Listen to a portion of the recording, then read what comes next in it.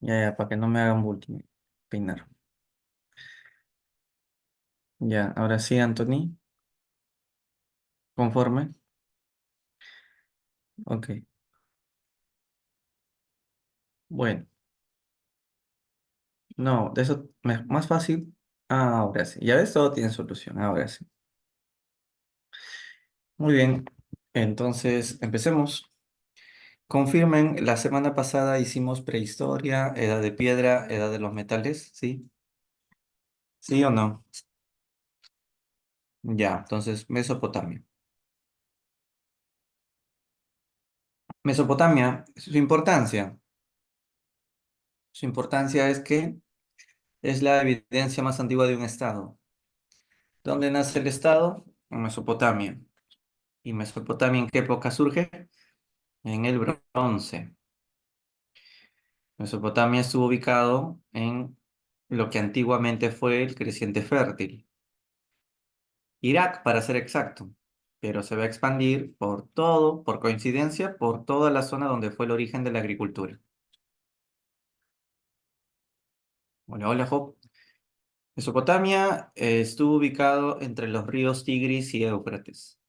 Hoy Irak desemboca en el Golfo Pérsico. Existe la Alta Mesopotamia y la Baja Mesopotamia. ¿Dónde queda la Baja Mesopotamia? Pues abajo. ¿Dónde queda la Alta Mesopotamia? Pues en el norte, arriba, ¿no?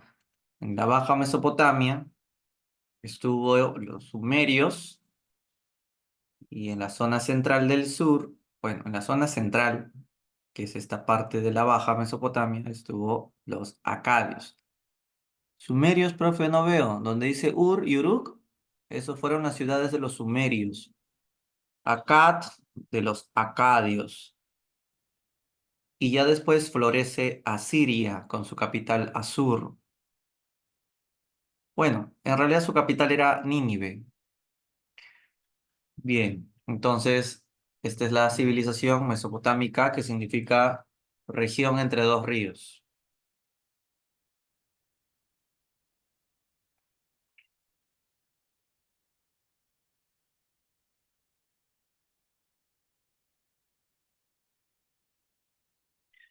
Bien, entonces vamos a empezar con los sumerios. Los sumerios son del sur.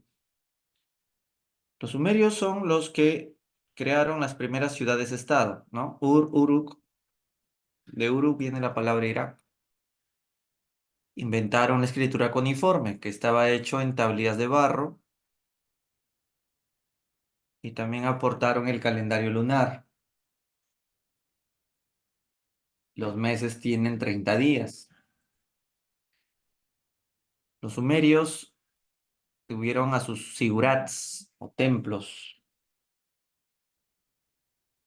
y ahí gobernaban los sacerdotes, conocidos como los Ensi o Patesi también llamado. Era un rey sacerdote. Dentro del sigurat, la gente iba y dejaba sus ofrendas. Cumplió función religiosa, política, administrativa y para dejar los impuestos. Los sumerios entonces crearon la escritura cuneiforme, la rueda, calendario lunar. Esta es la estela de Ur, donde se pueden ver a los ricos, están arriba, la clase media, están en el medio, y a ustedes, ¿no? Ya, entonces, esto es una estela que nos muestra estratificación. Luego vemos acá personajes que están con los ojos bien abiertos y ellos sí te clavan la mirada, no están de perfil. A los egipcios, en cambio, les gusta el perfil, a estos les gusta de frente. mirarte de frente y sin máscaras. Bueno, los sumerios eran teocráticos, no tenían ejército, pero eran un estado, hasta que invadieron los acadios de Akkad con Sargón. Entonces viene Sargón y se unifica con los sumerios, y es ahí donde surge, ¿no?, la civilización de los acadios. Los acadios con Sargón se consideraron el primer imperio del mundo. Eh, y producto de ello va a surgir la venganza ¿de quién? Bueno, de los sumerios. Los sumerios van a vengarse de los acadios y van a renacer. Este será el renacimiento sumerio. Y es en este renacimiento sumerio que aparece el primer código, eh, que se llamó el código de Urnamún, que no es el primer código en realidad. Bueno, no, sí es el primer código, pero el más importante va a ser el de Hammurabi. El código más importante va a ser el de Hammurabi. Entonces, Urnamú es el primer legislador, se crea el primer código de leyes antes que Hammurabi. Y ese código de Urnamut sancionaba con algunas, sancionaba también, ¿no? Por ejemplo, si una persona viola a una esclava virgen sin el consentimiento de su propietario, ¿cuál crees que será la sanción que le den? Pues una multa por haber violado a una esclava virgen sin consentimiento de su propietario. Bueno. Entonces, esa sería la sanción que dicta Urnamo, una humilde multa. Ok. Bueno, entonces los sumerios renacen, pero no por mucho tiempo. Bueno, acá siguen construyendo los zigurats, porque van a ser invadidos eh, por los amorreos. Entonces, los amorreos eran un pueblo que venían de Arabia, y entre el más famoso rey amorreo estará Hammurabi. Hammurabi de Amorreo, ¿no? Y Hammurabi lo que va a hacer es unificar sumerios con acadios y fundar el primer imperio babilónico. Entonces, unifica sumerios con acadios, funda el primer imperio babilónico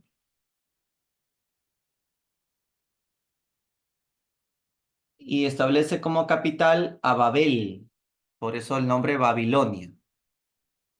Hammurabi va a imponer como culto al dios Marduk como dios de Babilonia. O sea, Mesopotamia es politeísta, ¿verdad?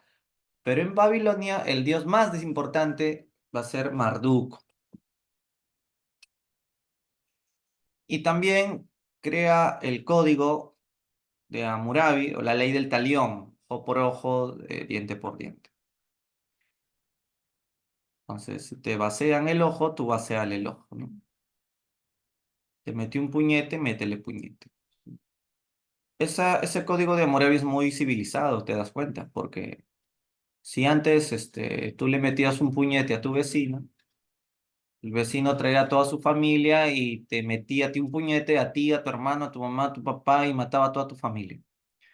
Entonces, antes las venganzas no podía medirse. Entonces, gracias a Hammurabi ya sabes hasta dónde tiene que llegar la venganza.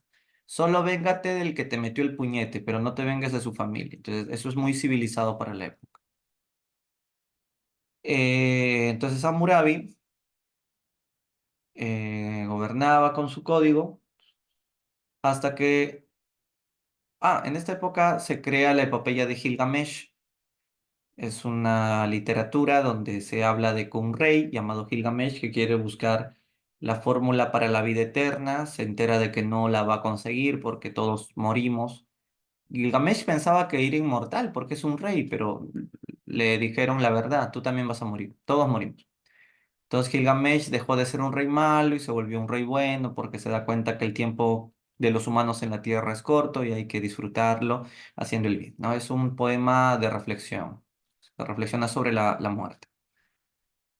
Luego de esta etapa viene la invasión de los hititas y casitas, ellos se venían con el hierro y caballos.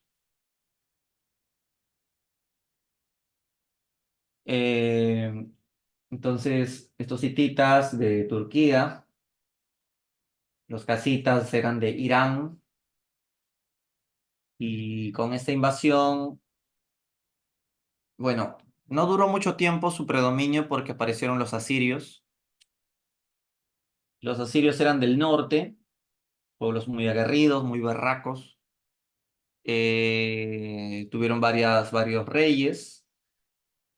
Tuvieron un rey llamado Asurbanipal que logró la máxima expansión y también creó la biblioteca de Nínive. Esta sería la reconstrucción de cómo habría sido la biblioteca por dentro, además. Y con Asurbanipal, repito, se logró la máxima expansión.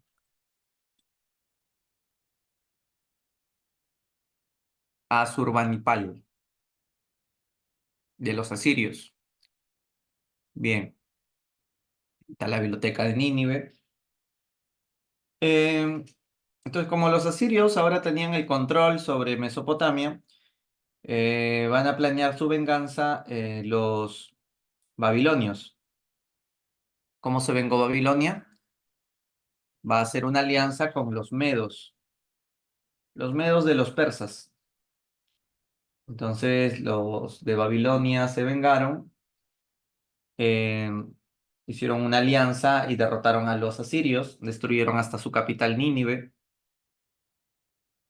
hasta los perros mataron y hasta la hierba mal arrancaron. Así quedó destrozada la capital. Entonces resurge el imperio babilónico, ¿no? Porque Babilonia, repito, se vengó de los asirios con la alianza de los medos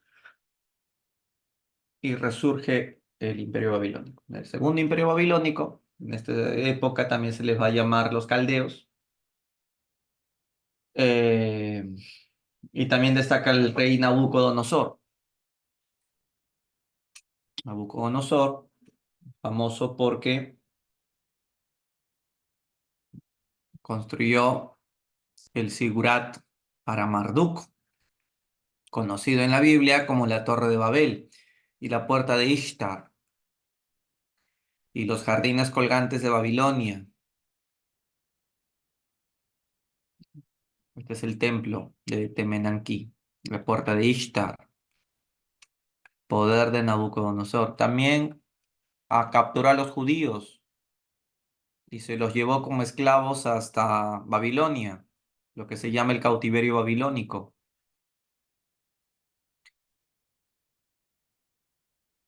Acá tenemos los jardines colgantes de Babilonia. Lo hizo para su novia de 15 años a la que amaba mucho. Pero esta historia se acabó con la invasión de los persas, que estaba al mando de Ciro. Entonces Ciro, el grande de los persas, los conquistó. Y con esto termina la historia de Mesopotamia. Bien, hasta acá resumen, porque es un poquito mezclado esto, o sea, un poquito complejo, ¿no? A ver, resumiendo, ¿quiénes son los primeros? Los sumerios. Aportes de los sumerios crearon las primeras ciudades-estado. Su escritura, ¿cómo se llamó? Cuneiforme. ¿Qué calendario conocieron? Lunar. ¿Sus sacerdotes dónde gobernaban? En los sigurats. ¿Tenían ejército? No, eran teocráticos. Luego, ¿quién los invade? Los acadios. ¿Con qué rey? Sargón. ¿Qué pasó? Se da la primera unificación, sumerios con acadios, con su capital Akkad. Pero luego, ¿quiénes invadieron? Bueno, invadieron los Guti.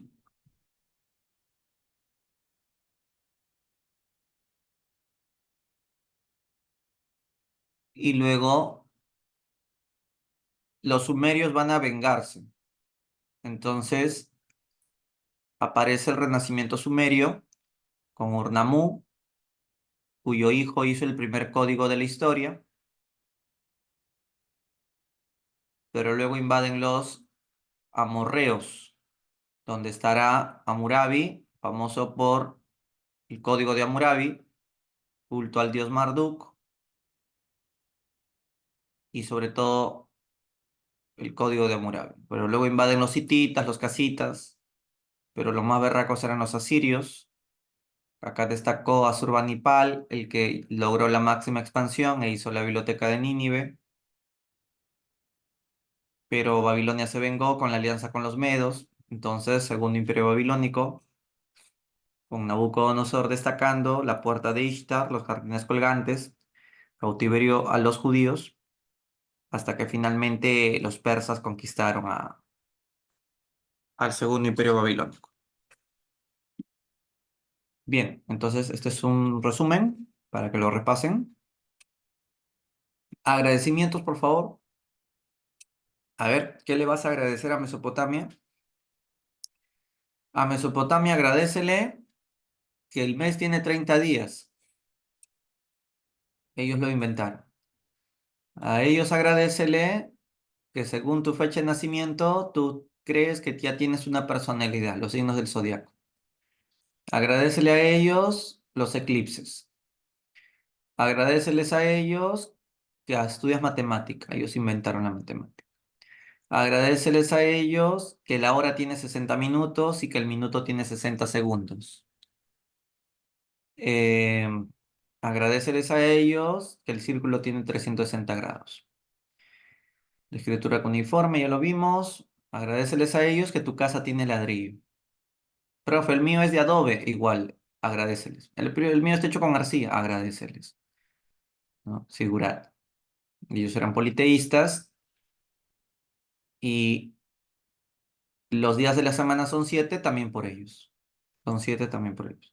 Lunes por Luna, martes por Marte, miércoles por Mercurio, jueves por Júpiter, viernes por Venus, sábado por Saturno, domingo por el Sol.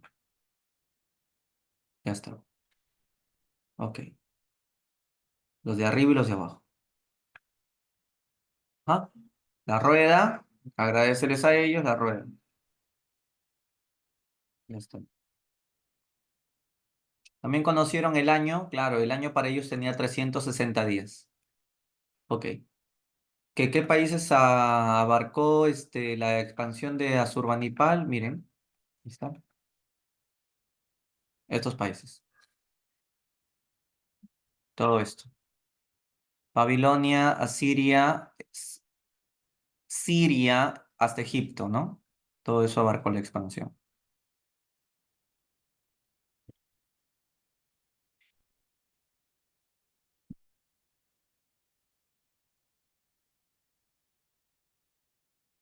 Se me logró mi... Ya lo arreglé. Se me logró el puntero. Ya. Obvio, ¿no? Líbano, Líbano hasta acá, Fenicia, ¿no? O sea, Irak, Irán, Arabia, toda esta parte de Jordania, Cisjordania, ¿no? Egipto, todo eso. Bien.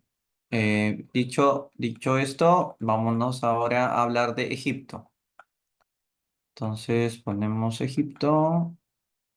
Ahí está.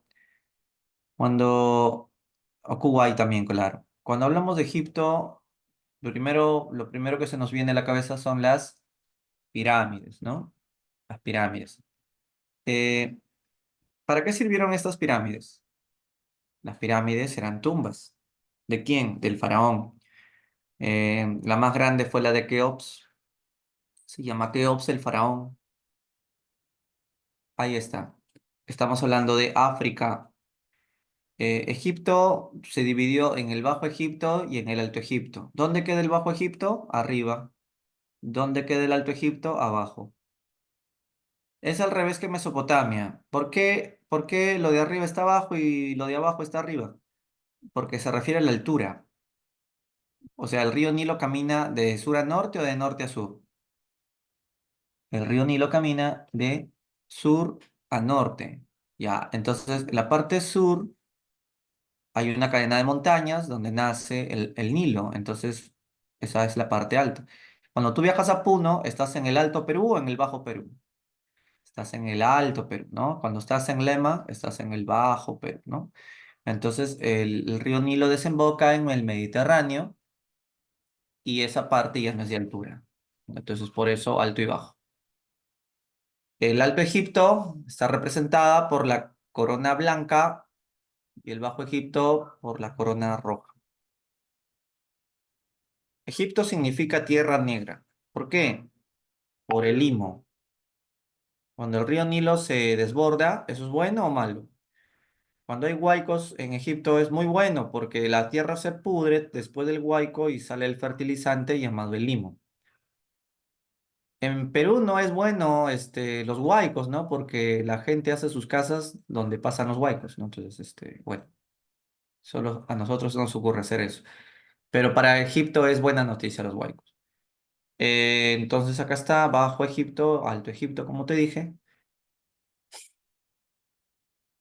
y el río Nilo tiene sus crecidas y sus bajadas.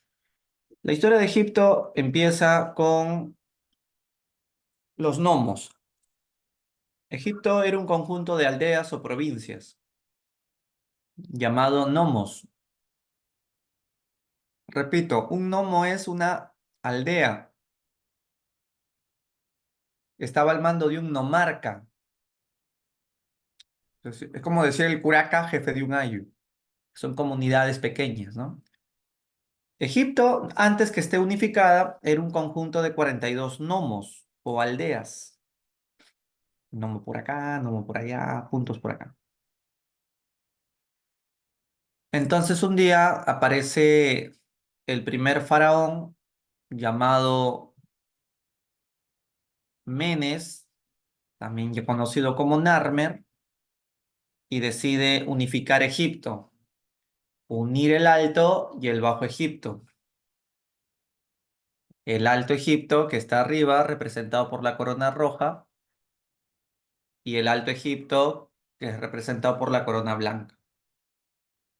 Entonces, la paleta de Narmer representa dicha unificación, ¿no? Alto Egipto y Bajo Egipto. Unificación quiere decir que ahora la ciudad de Tini será la capital de todo Egipto. Todo está unificado, está centralizado. Pasó un tiempo y en el periodo tinita aparece el primer tipo de pirámide que se llama la mastaba, pero es una tumba sin punta. Entonces es una mastaba de un solo piso, de un solo piso. Bien, ocurrió que el faraón Menes había fundado la ciudad de Memphis. O sea, el mismo Menes que unificó Egipto desde la ciudad de Tinita, el mismo Menes había fundado la ciudad de Memphis por tener tierras más fértiles. Memphis tenía mejores tierras fértiles. Entonces, por eso es que Memphis pasó a ser la nueva capital que desplazó a Tinis, que es en este periodo que se habla de Imperio Antiguo. Entonces, Menes funda Memphis y es en este periodo menfita donde se construyen nuevas mastabas, pero esta vez, como ven, serán escalonadas. Es en este mismo periodo menfita donde poco tiempo después de construir las pirámides escalonadas, se construyó ya las clásicas pirámides de Giza. Esta, la pirámide de Gizeh, que eran las tumbas del faraón. ¿Cómo se construyeron las pirámides? Hasta ahora es un misterio. No me preguntes cómo, no se sabe. Herodoto dice que el faraón Keops tuvo que mandar a su hija a los burdeles para que cada cliente le pague con un bloque de piedra. Cada bloque de piedra pesa 2,5 toneladas. La pirámide de Keops tendrá unos 4.000 bloques de piedra. Bueno, ya te imaginarás lo que hace una hija por su padre, pero no sabemos cómo se construyó. Lo que sí sabemos es que la pirámide no la construyeron los esclavos. ¿Y por qué no? Porque no hay esclavos en Egipto para esta época, es muy temprano. Entonces, ¿quién construyó la pirámide? Los campesinos, los felash. Pero es un problema porque hacer pirámides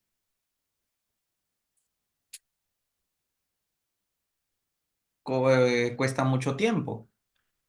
Si los campesinos han dejado la chamba para hacer pirámides, han abandonado la agricultura, generando una crisis agrícola que será conocida como el primer intermedio egipcio. ¿A quién le van a echar la culpa de esta crisis? Al faraón, pues no, porque por su ambición de querer pirámides. Y cuando un faraón se debilita por las críticas que le dan, ¿quién se fortalece? Se fortalecen los jefes de provincia, los nomarcas, que eran jefes de las aldeas o nomos, recuérdalo. Entonces, esta crisis, sin embargo, se terminó cuando se logra la segunda unificación de Egipto. La segunda unificación de Egipto se consigue cuando un nuevo faraón llamado Mentuhotep unificó Egipto desde la ciudad nueva de Tebas. Entonces, desde la ciudad de Tebas se inicia la expansión hacia Nubia, Libia y Siria. Entonces, con esta expansión ya pueden obtener más esclavos, porque ahora sí estás conquistando territorios y capturando prisioneros.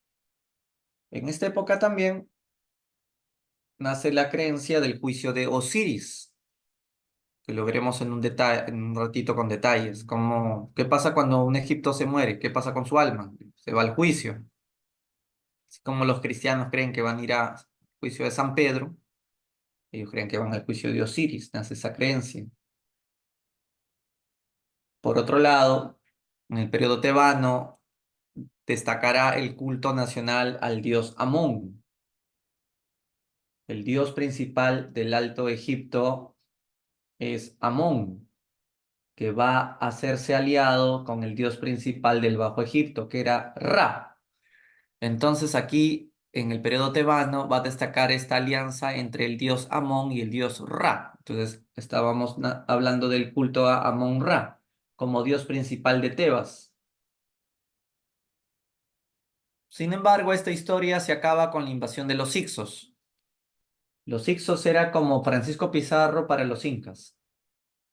Egipto fue colonia de los Hicsos casi 200 años. Los Hicsos trajeron el hierro y los caballos y por eso Egipto quedó humillada. Egipto fue colonia de los Hicsos casi 200 años. Entonces, ¿cómo pudieron los egipcios liberarse? Bueno, nosotros tuvimos a un San Martín y a un Bolívar. Ellos tuvieron a Amosis. El faraón Amosis se va a encargar de expulsar a los Hicsos y al expulsarlos restauró el culto al dios Amón, que era el culto del Tebas, Amón-Ra. Al no heredar varón, su esposa tomó el poder. La esposa de Amosis se llamaba Hatshepsut, la primera faraona. Tenía 15 años. Luego vendrá el faraón Tutmosis. Tutmosis va a ser el que más conquistas hará. 15 años de su gobierno se la pasó conquistando.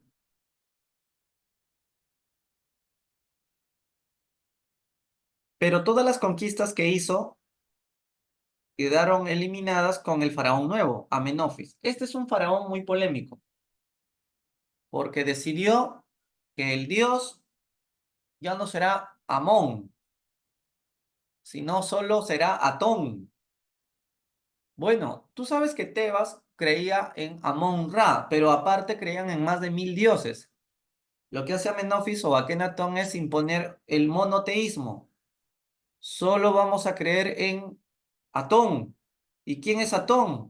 El sol. El sol entonces será visto como un padre que te abriga y te da calidez. Dime quiénes van a renegar porque cambia el poder del dios ahora por Atón.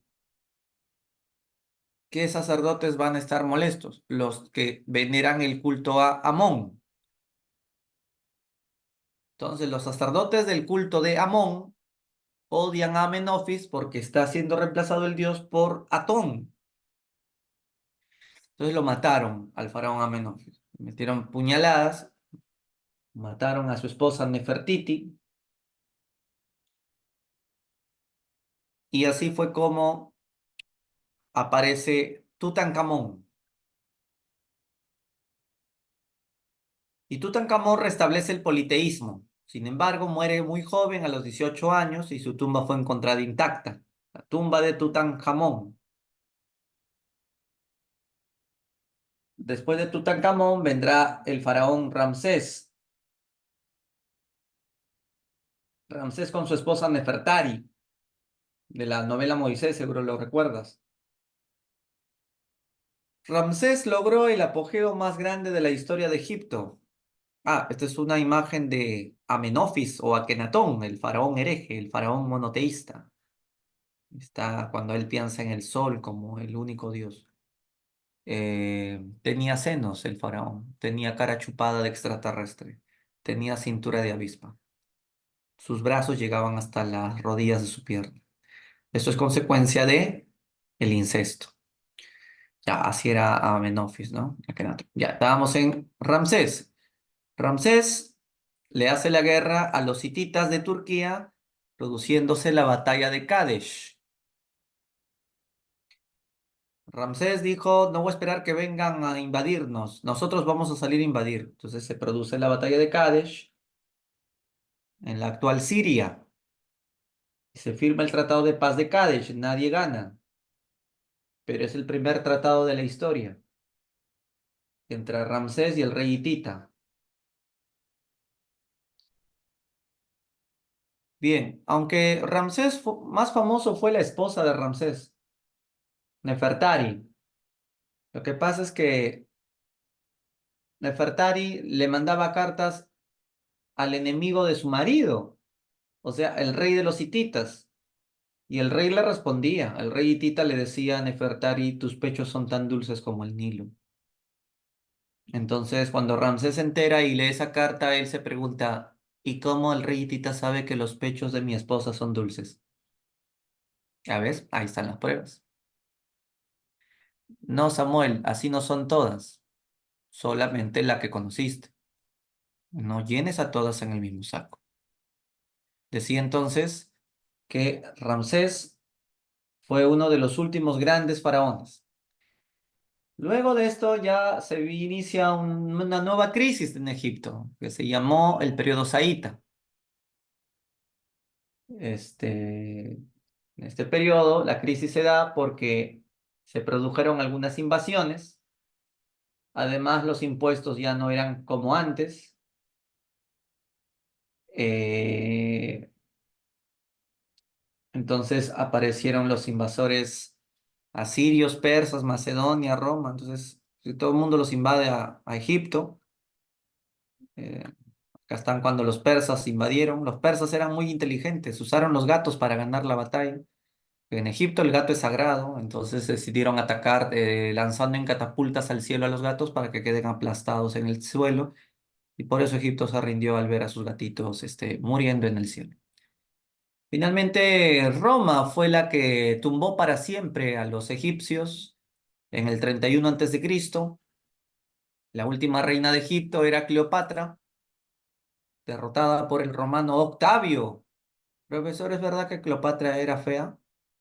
No lo sé, pero yo la imagino así. Bueno, tú tienes derecho a imaginarlo como quieras también. Bueno, aquí está la batalla en la que Cleopatra fue derrotada ante los romanos, el combate de Actium, y así se acaba la historia de Egipto. Bueno, si quieren una línea de tiempo entre Mesopotamia con Egipto, para que sepan lo que pasaba allá y lo que pasaba acá. Bien, es decir, tal vez esta línea te ayude, o tal vez esta línea te haga sufrir más. Ya tú ves si la usas o no. Así es, Liceo. Cleopatra era muy hermosa. Con esa belleza enamoró a Marco Antonio. Marco Antonio no el estilista, sino Marco Antonio el general romano, ¿no? Ya. De Egipto tenemos la sociedad, los de arriba y los de abajo. Faraón. Faraón es como que el Dios mismo en persona te habla. El primer visir es el primer ministro, ¿no? Los sacerdotes, que están vinculados a lo religioso, los nomarcas, jefes de provincia, el escriba es el que anota todos los actos de gobierno, los registros, los campesinos felash, artesanos y los prisioneros de guerra. ¿Ok? Egipto creen que hay que momificar a sus muertos para que puedan ir a la otra vida. Son politeístas, por supuesto. Creen en el juicio a los muertos. Su religión es politeísta, también creen en animales. Ser devorado por un cocodrilo en el Nilo es lo más bonito que te puede pasar porque es un dios. Eh, Job, tú eres Horus, dices. Job está en problemas, no sé. Lo que sí te puedo decir es que la religión de Egipto tiene como dios más importante a Osiris. Es un dios que representa la fertilidad. Osiris le enseñó a los humanos la agricultura. Osiris es el sol casado con Isis, con la luna, pero fue asesinado por su hermano Set. El hermano de Osiris, Set, lo partió en 33 pedacitos a Osiris, o sea, Osiris, 33 Osiris, Isis llorando, con la ayuda del dios Tot, lo momificaron tras encontrar 32 pedacitos.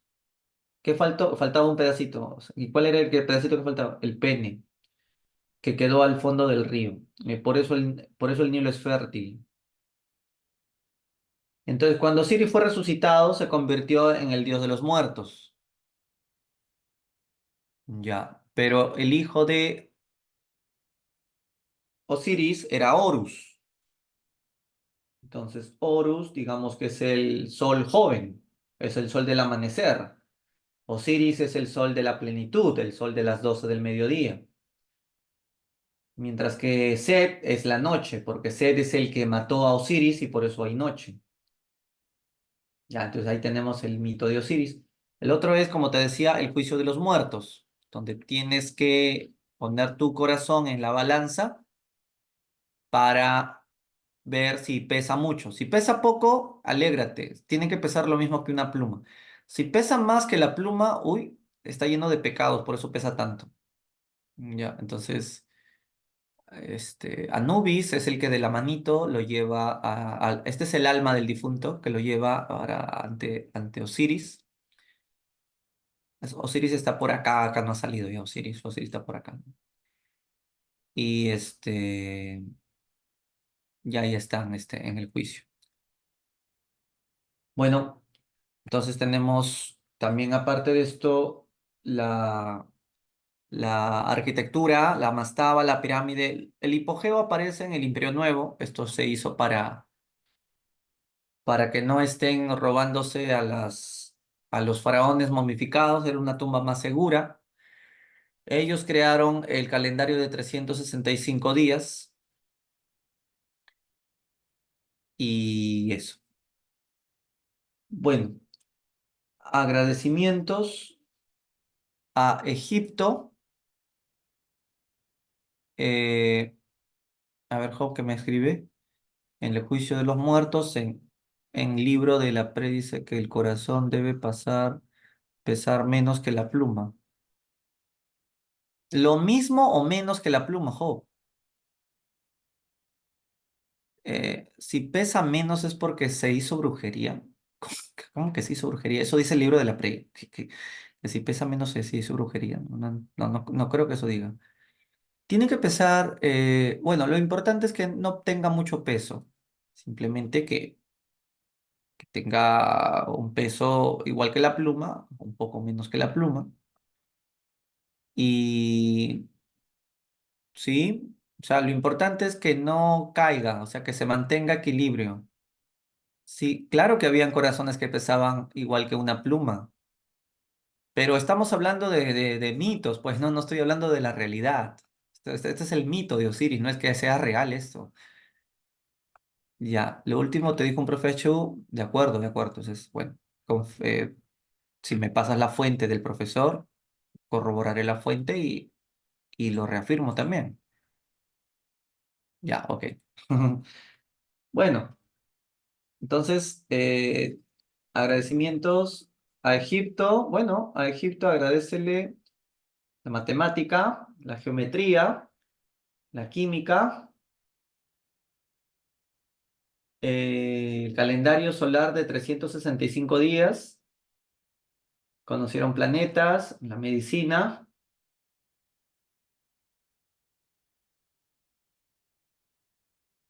Ahí está también la escritura jeroglífica. La escritura jeroglífica es para el faraón, la hierática es para los sacerdotes y la demótica es para el pueblo. 360 días Job es, mira, el calendario de Mesopotamia solo es 360 días. El de Egipto es 365. Los egipcios son los que le ponen los 365. Claro, pues 360 más 5. Claro, por eso digo, ¿no? Está bien, 365. Bien, hasta acá entonces Egipto. No sé si hasta acá hay alguna pregunta, pero hoy día vamos a... Profe, ¿Sí? disculpe, ¿por qué, cómo se llama, los faraones empezaron a crear, cómo se llama, pirámides así, digamos, como hipogeos? Si tengo entendido, cómo se llama, que las pirámides, como la de Keops, o sea, son creadas, digamos, con trampas para que no puedan, digamos, profanar, digamos, la tumba del faraón. Pero ¿por qué pasar a hipogeos y no quedarse con las trampas? Ya, sucede que en la época burlaban las trampas. Ahora, no sé cómo lo burlaban, pero sí hay casos de que se saqueaban las tumbas, los faraones, y se llevaban, ¿no? Incluso a las hijas del faraón fallecido, las violaban a las cadáveres, cuando estaban todavía frescas. Entonces, para que no sigan cometiendo esas indignidades, y los que lo hacían eran los mismos enterradores, ¿no? Los mismos enterradores que se llevaban a la hija del faraón y hacían todo eso. Entonces, y saqueaban las joyas del faraón. Los enterradores sabían, pues, los secretos de cómo burlar estos pasillos seguros. Entonces, esto causó la necesidad que en el periodo tebano se hagan los hipogeos, como unos cerros de roca mucho más seguros para que los faraones eh, sea más difícil que se los lleven. Y eso explica el por qué a Tutankamón lo encontraban en un hipogeo, ¿no? Entonces, por eso es que la tumba de Tutankamón fue descubierta completa, ¿no? Porque no hay ningún faraón completo porque estaban en las pirámides clásicas que conocemos. En cambio, como Tutankamón estuvo en un hipogeo, nadie lo encontró. Entonces, fue Edward Carter recién en el año 23 que lo descubre, ¿no? Y luego se murió. Se murió al año por la maldición del alma de Tutankamón. Entonces, Tutankamón no quería que lo descubra un arqueólogo. Entonces, murió él, murió toda su familia, murió todos los que estuvieron ese día en la excavación. La maldición de Tutankamón, ¿no? Bueno, en realidad no hubo ninguna maldición, sino que como entraron sin protección, respiraron todas las bacterias de los hongos de la tumba y se murieron por haber respirado eso, que tenía miles de años concentrado esos bichos. Ya, pero bueno, para que sea bonito, decimos la maldición de Tutankamón. Bueno, vamos a China y luego hacemos la India. En el caso de China, te presento que está en Asia. Hay que recordar los ríos más importantes de China, el Huanghe y el Yangtze-Kiang, río amarillo, río azul. En China, el gobierno es teocrático y militar. Lo más importante en China es el emperador. El mejor emperador es aquel que pueda parar las lluvias, los huracanes, el que pueda tener contacto con el cielo. Si no puede controlar los fenómenos naturales, lo despiden, ¿no? Chao. Pero si no, si sí puede hacerlo, es bienvenido. Entonces, esa es la legitimidad de un emperador chino. Una sociedad muy jerarquizada, tradicionalista, por lo que es patriarcal. El hombre vale más que la mujer. Es mejor nacer varón. La china más bonita es aquel que tiene los pies más pequeños. Entonces, si está zapatona, tiene que doblársele los dedos para que quede más pequeñitos sus piececitos, ¿no? Estos son los pies del loto. Y en su economía destacó el arroz y el té, que es su dieta básica.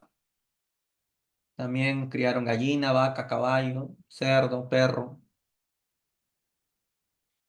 y algunos canales de agua.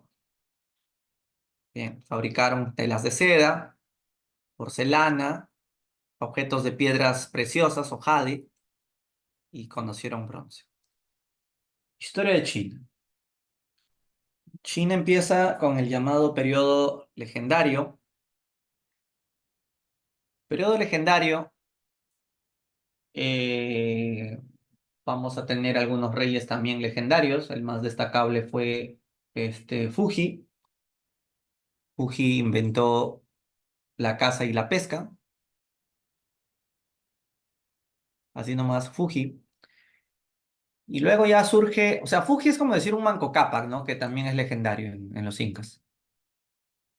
Y luego viene el primer rey histórico que se llamó Yu.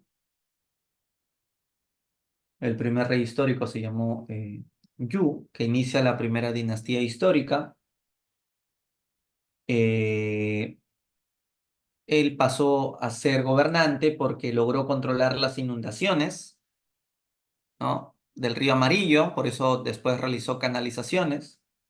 Acuérdate que la legitimidad de un rey chino es si logras tener una buena relación con los fenómenos naturales.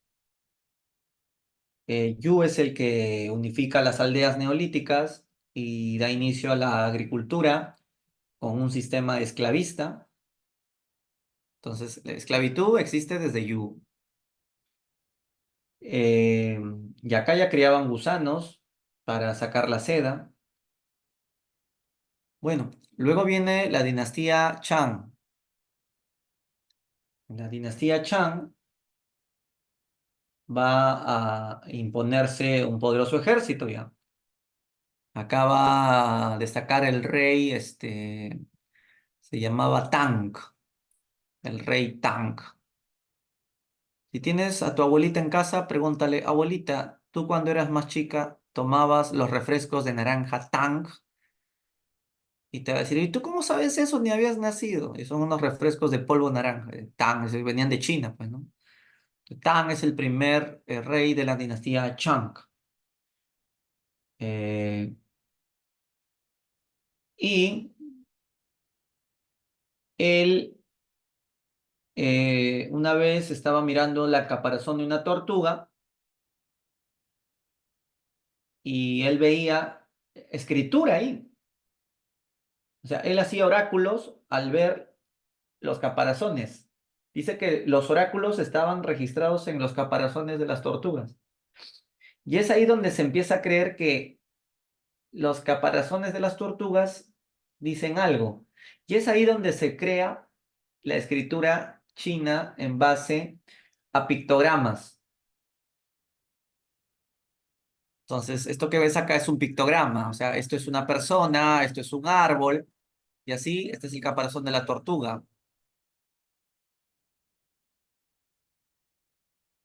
También le dicen Tangyi o Tianyi, no hay problema, claro, también. Entonces, nacerá así la escritura mandarín, que es de la clase ilustrada. Se ha demostrado que en esta época hay sacrificios humanos. Cuando el rey moría, todo su ejército tenía que ir a hacerse asesinado para acompañar a la otra vida al rey. Entonces, esto es la época de antigua China. Aparecieron también los mandarines, como les decía, eran unos burócratas déspotas porque se creen muy importantes, pero son una clase muy ilustrada, de mucha capacidad. Hablaban chino mandarín, que era una lengua muy culta, no cualquiera puede hablar ese chino, y apoyaban al emperador con sus consejos, eran sus ayudantes de gobierno. En esta época también aparecieron las campanas de bronce. El bronce será un metal sagrado. El dorado y el rojo también serán sagrados, así como este gatito que en los chifas se coloca. Por eso que los chifas también tienen el bronce y rojo como colores sagrados. El color es para espantar a los dragones malignos. Eh, También edificaron las primeras ciudades que estaban amuralladas, ¿no? La revolución urbana china, amurallada. Ya, se mantuvo la esclavitud acá también, la escritura china, como ya te dije, y ya, eso, entonces la dinastía Chang. Vamos ahora con la dinastía Zhou.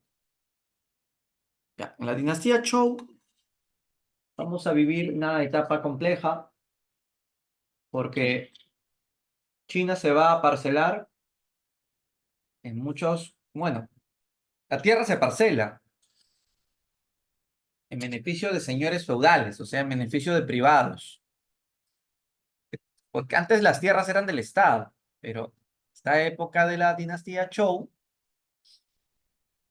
los privados parcelan enormes lotes de terrenos como señores feudales parecidos, y entre estos señores privados se van a matar, va a haber guerras, explotación salvaje a los campesinos.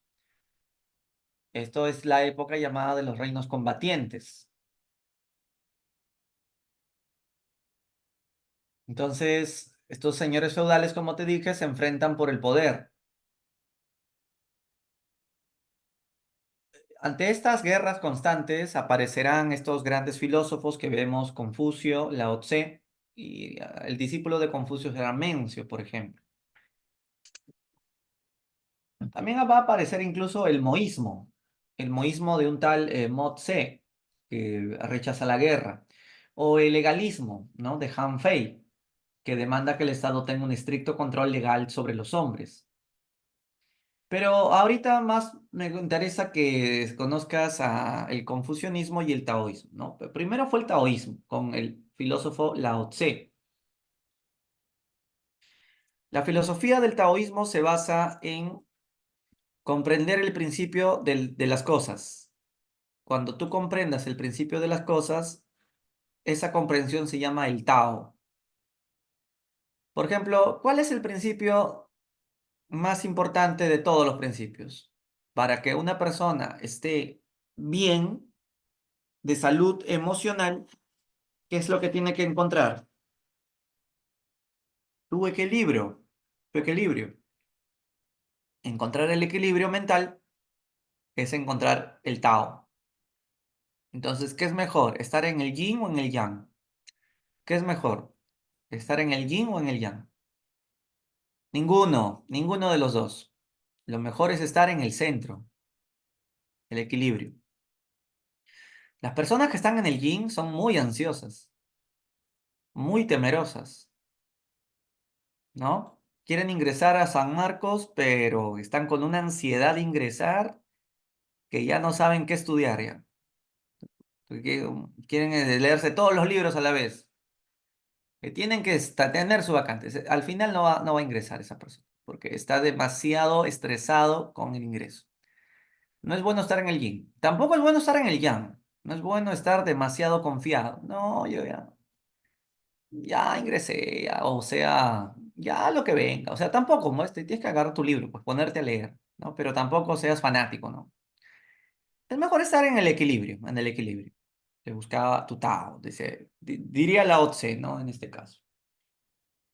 Eh, entonces, eh,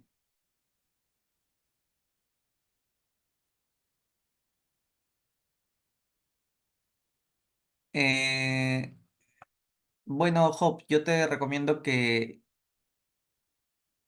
investigues el libro de la pre. El libro de la pre no lo uso como fuente primaria porque tiene algunos errores. Sin embargo, si tú lo vas a usar como tu fuente básica, yo te invito a que tú lo investigues. Estos conceptos nunca he escuchado, no sé de qué fuente lo sacará. Sí, no creo que lo haya hecho Héctor Maldonado porque él fue mi profesor de San Marcos. Él no me ha enseñado esos conceptos. El libro de la pre San Marcos lo han hecho 10 profesores de San Marcos. No sé qué parte lo ha hecho cada uno, pero en esa parte te invito a que tú por tu cuenta lo investigues, ¿no? Sí, porque en esa parte Lao Tse te diría, estás en el yin, ¿no?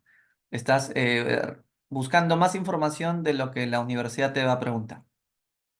Diría Lao Tse, ¿no? Pero normal, si tú quieres investigarlo, haz. Entonces, estas son algunas frases de Lao Tse. Eh, El hombre solo puede alcanzar la felicidad si es capaz de dominar sus deseos. Esta es mi favorita porque, o sea, Lao Tse lo que nos está diciendo en el fondo es, un hombre superior acepta su destino con calma y serenidad. En cambio, un hombre limitado anda echándole la culpa a otros de su destino. Cuando más vive el hombre para los demás, más rico es. Claro, esto lo has sentido cuando le has dado limosna a alguien en la calle. ¿Qué cosa sentiste cuando colaboraste con un sol a alguien de la calle o en el bus? ¿Sentiste que estás ayudando a alguien y cuando él te lo agradeció, sentiste, digamos, algo en tu corazón, ¿no? Te sientes bien por ayudar. Igual, las carreras universitarias tienen que servir para ayudar al colectivo. No, hay gente que más bien elige una carrera por dinero nomás, pero pensando en él y más no en los demás. Tao es el camino, el control. Hay que ser bueno con el que es bueno contigo y con el que es malo contigo para volverlo bueno. Ya, entonces, esto es interesante. El taoísmo fue la doctrina de Lao Tse. Él escribió su libro, el Tao Te Ching, el libro de la vida, que es el libro de la virtud. Eh, entonces hay que buscar el equilibrio. El Tao sería el hombre como un microcosmos. Conocer al hombre permite conocer el universo, porque, repito, el hombre es un microcosmos. Entonces, el taoísmo dice, aléjate de la ciudad, dedícate a meditar para alcanzar la unión con el Tao. Hay una frase que me acuerdo ahorita, dice, el que domina a otros es inteligente, pero el que se logra dominar a sí mismo es superior. Bien, y lo otro es Confucio, ¿no? Confucio dijo que el mejor gobernante, ¿quién es? ¿El que tenga más conocimientos o el que tenga más moral? Las dos cosas, o sea, la perfección no se alcanza solo con sabiduría, sino también con moralidad. Confucio defiende una sociedad jerarquizada o quiere una sociedad igualitaria. Confucio cree en la sociedad desigualitaria. Confucio cree en una sociedad diferenciada, pero basada en una moral. O sea, puede haber un gobernante que tenga más poder que otros, está bien, pero ese gobernante debe de hacer feliz a sus súbditos. Tiene que tener alta moral. Y claro, para poder ser de alta moral, la familia es la base de ello. Los valores que heredas de la familia. Este, y eso es lo que hoy día, por ejemplo, ya no existe, ¿no? O sea, la familia manda al colegio a sus hijos para que el profesor haga la chamba que tenía que haber hecho los padres, que educarlo con valores. Por eso cuando si en el colegio tus profesores estaban más preocupados por enseñarte a hay que levantarse cuando el profesor entra, hay que saber saludar cuando el profesor se va, ¿no? Entonces hay que hablar bonito, hay que tratarse bien entre compañeros, ya. Sí, sí, te enseñaron eso en el colegio, es porque en la casa no enseñaron eso. Entonces, por ejemplo, Marcelo Odebrecht, tú sabes quién fue Marcelo Odebrecht, ¿no? El que se compró a todos los presidentes de América por la construcción, ¿no? Cayeron todos los presidentes del Perú por él. ¿Dónde estudió Marcelo Odebrecht? Estudió en la mejor universidad de Brasil, una de las más caras del mundo. Es un excelente profesional, Marcelo, estudios muy buenos, hecho. Pero esos estudios le permitió desarrollar una alta moral y ética. No. Entonces yo pregunto, ¿tener estudios profesionales te garantiza tener una madurez? No, los estudios universitarios no garantizan una madurez. Necesitas también lo que dice Confucio, ¿no? La ética, lo moral, ¿no? Por eso tanta corrupción en altas esferas vemos. Entonces, ahí es donde Confucio nos habla de que tenemos que tener este desarrollo. Hay que practicar por eso las virtudes de la lealtad, la piedad, la humanidad, conocimiento, ¿no? Eh, entonces, a sus clases, por ejemplo, iban ricos y pobres, porque buscaban convertirse en hombres superiores. Eh, entonces, el hombre superior piensa en ser virtuoso. Un hombre inferior solo piensa en tener comodidades, cosas materiales, ¿no? Por eso es que Confucio ensalza la pobreza y condena la riqueza, pero no es que sea comunista, sino es consciente de que tiene que haber una diferencia entre superiores e inferiores. Pero los hombres superiores no necesariamente tienen que ser los ricos, también puede haber pobres que son superiores, superiores en inteligencia y en alta moral. Entonces, cualquiera puede gobernar, no solo los ricos, sino los hombres superiores. O sea, ahí hay una diferencia en superiores e inferiores.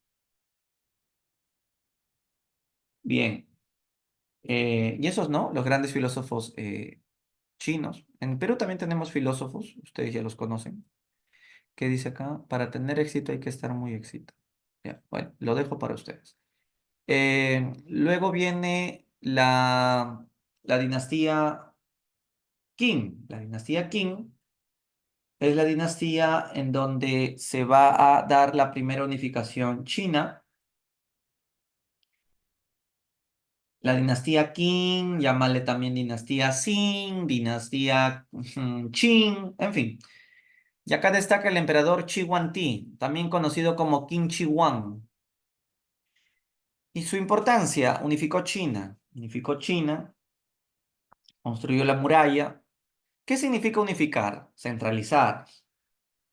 Esto implica además que impone una única moneda, una única lengua. Él impone a los gobiernos regionales, él los nombra. Entonces, la idea es que él manda, pues, ¿no? O sea, su poder es total, como un rey absoluto. Está unificando un país, está homogenizando la cultura.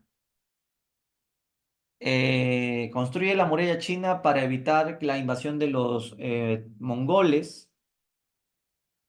eh, Construyó caminos, ¿no? Y también, ¿qué hizo con los confusionistas, ¿los persiguió o los tolera? Lisbeth, estandarizó quiere decir homogenizó. Estandarizó. O sea, los estándares de la calidad de la comida de este restaurante tiene que ser un estándar saludable, ¿no? Salubre, ¿no? Con asepsia, ¿no? Ya, ese es estandarizar, ¿no? Claro. Ok, claro, lo que hace Chihuahua es perseguir a los confucionistas. Pero la pregunta es, ¿por qué los persigue? Los confucionistas son los que admiran a Confucio. O sea, ¿qué no le gustó al emperador de la filosofía de Confucio? Lo que no le gustó es que por ser un filósofo, bueno, por ser admiradores de Confucio, todo filósofo cuestiona. Los filósofos no aceptan rápidamente cualquier sistema, todo lo cuestiona. ¿Cuál era el principal cuestionamiento a Chihuantí? Eso, que era demasiado poderoso, su centralización con un poder total, ¿no? Es como que, no sé, sea Fujimori, que quiere, no sé, reelección y ya, pues, aparecen sanmarquinos que van a marchas en contra de la reelección. Y Fujimori, que sería, digamos, un chihuantí, dice, no es posible que los estudiantes de San Marcos me estén criticando y cuestionen mi gobierno solo porque yo quiero ir a la reelección. Por eso he decidido perseguirlos a estos revoltosos rojos sanmarquinos.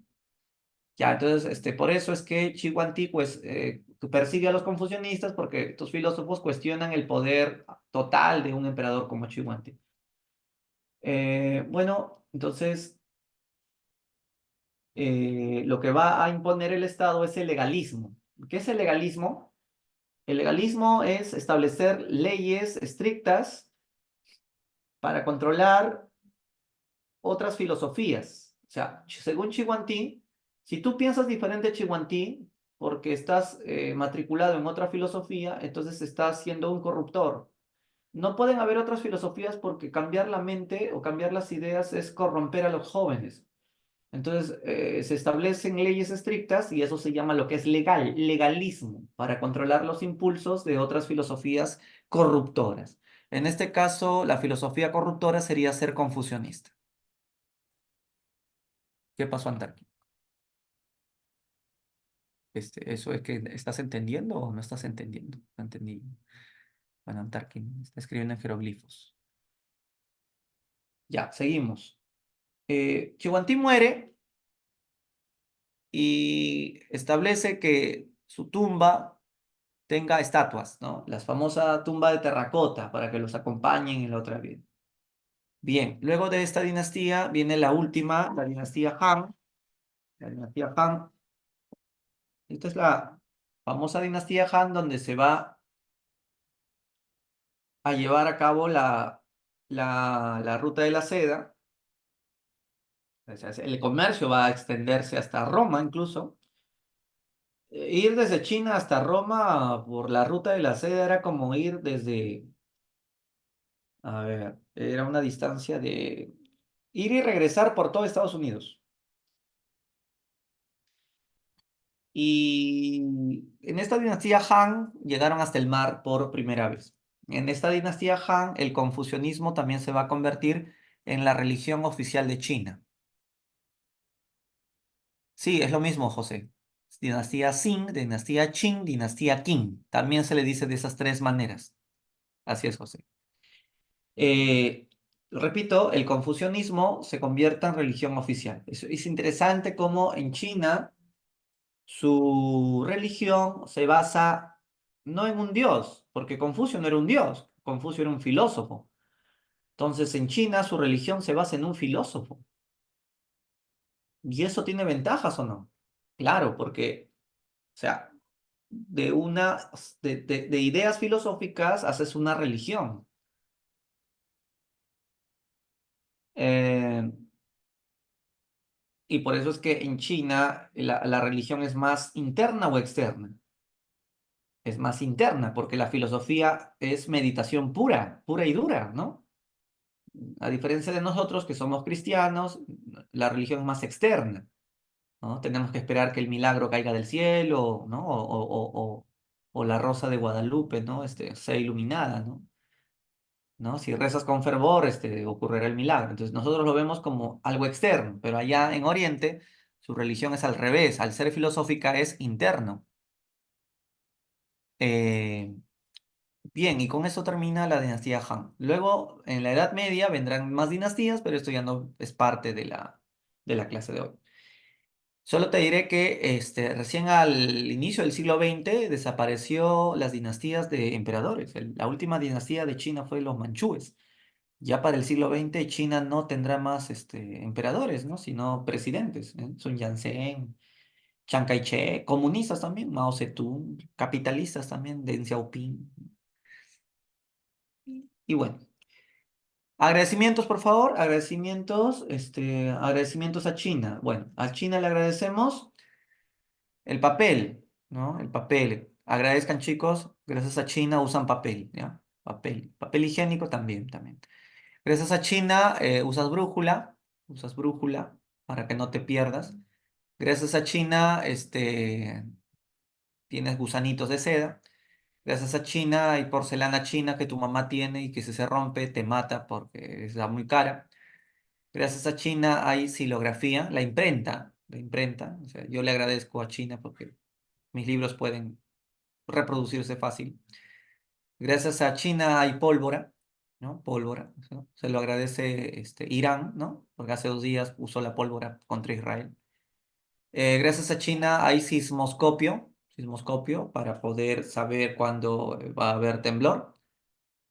Sí, ellos ya tenían un sismoscopio, 4000 años antes de Cristo, ya detectaban los temblores. En el Perú todavía no se puede detectar. Primero es el terremoto y al minuto recién suena tu celular. No, eso en Perú pasa. La ballesta también. Gracias a China tenemos la escritura ideográfica en caparazón de tortugas, dije, las pagodas, que son estas arquitecturas o fachadas, ¿no? El primer piso es el típico chifa, ¿no? El primer piso tiene esta forma, ¿no? Las pagodas chinas, ¿no? Eh, y los budistas llegaron a China desde la India. ¿Cómo pudieron haber llegado, profesor? Es que ahorita vamos a hablar de eso en la India, la muralla china. Ya está. Entonces, la acupuntura también, ¿ah? La acupuntura china, ¿no? Las agujitas. Bueno, a continuación nos podemos ver el gatito en cada restaurante. No, Mika, ese gatito no es chino, ese gatito es japonés. Que los chifas lo hayan heredado, esa es otra cosa. Sí, lo malo no, sí, es japonés. Y mueve su manito porque ese gatito rescató a su dueño que se estaba cayendo. Entonces lo agarró de la chompa con sus uñas y lo rescató. Por eso el gatito mueve. Claro, y esto es más famoso que el equeco de la sierra. Es muy conocido. Sí, es para la suerte, pero ella me pregunta que gracias a China tenemos al gatito. No, el gatito es de origen japonés, pero que los chinos lo adoptaron. Los chinos lo adoptaron. Ya. Hablemos de la India. Bueno, la India está ubicada en la península indostánica. Tuvo como ríos base al Indo y al Ganges. Perdón, me equivoqué. Ya, entonces no comen carne, son vegetarianos, la vaca es sagrada. Ya, entonces hablemos de cómo se pobló la India. Primero llegaron los grupos negros o los drávidas, estos grupos oscuros, son los primeros que habitaron la India. Ellos construyeron las ciudades de Mohenjo-Daro y Harappa. ¿Eso qué significa? Que tuvieron una planificación urbana muy avanzada, usando ladrillos cocidos. Pero luego van a llegar los arios. Los arios se van a imponer. Los arios son blancos. Hasta van a tener una esvástica como símbolo cósmico, que Hitler luego lo copió para sus ideas racistas. Eh, los arios son los que van a imponerse en el gobierno y bueno, Ellos hablaban la lengua sánscrita. Los arios van a gobernar. El gobierno de los arios se le conoce como periodo védico.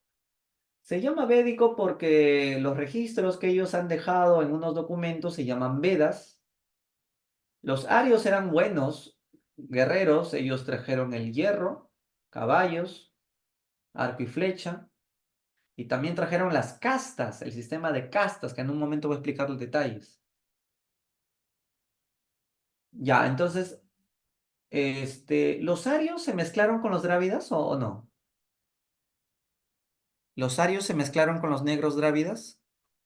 No, son racistas. O sea, sexualmente no se mezclaron. Ahora, culturalmente, un poco. Pero los arios les tenían mucho desprecio, ¿no? Porque decían que estos grupos negros hacían rituales orgiásticos y parecían inferiores y poseídos, decían.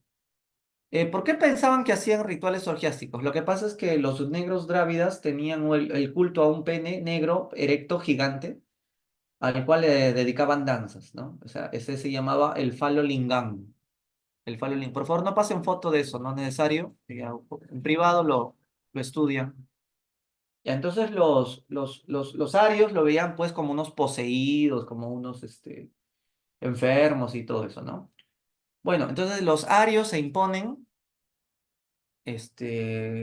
unos documentos llamados Vedas, son los libros sagrados de la India, que tienen tanto valor religioso, literario y jurídico. Por ejemplo, en literatura destaca el Mahabharata y el Ramayana, que se parecen mucho a la Ilíada y a la Odisea,